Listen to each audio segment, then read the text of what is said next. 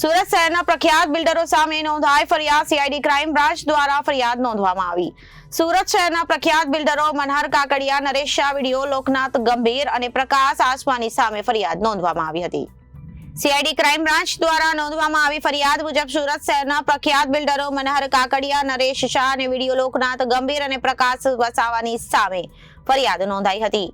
Surat Dumas road પર એરપોર્ટની સામેની જમીનને લઈને ફરિયાદ નોંધાવવામાં આવી હતી. સુરત એરપોર્ટની સામે સાયલેન્સ ઝોનમાં નામે ઓળખાતી જમીનમાં 5 લાખ ચોરસ વાર જમીનના કબજા બાબતે ખોટા દસ્તાવેજો ઉભા કરવામાં આવ્યા હોવાની ફરિયાદ નોંધાઈ હતી.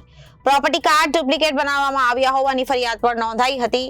આ ચારે પ્રખ્યાત બિલ્ડરોએ સમૃદ્ધિ કોર્પોરેશન નામની કંપની બનાવીને આ જમીન ખરીદી હોવાની વાત. જો કે હાલ સીઆઈડી ક્રાઇમ ગાંધીનગરે ચારે બિલ્ડરો વિરુદ્ધ કાયદેસરની કાર્યવાહી બોગસ દસ્તાવેજોના મામલે કરી હતી.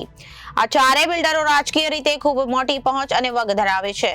સમગ્ર મામલો છેલ્લા કેટલાક વર્ષોથી જુદા જુદા કાનૂની દાવપેચમાં ફસાયેલો હતો. આખરે સીઆઈડી ક્રાઇમે ફરિયાદ નોંધી કાયદેસરની કાર્યવાહી હાથ ધરી છે. Reporter Arvind Rathod, Janadesh News, Surat.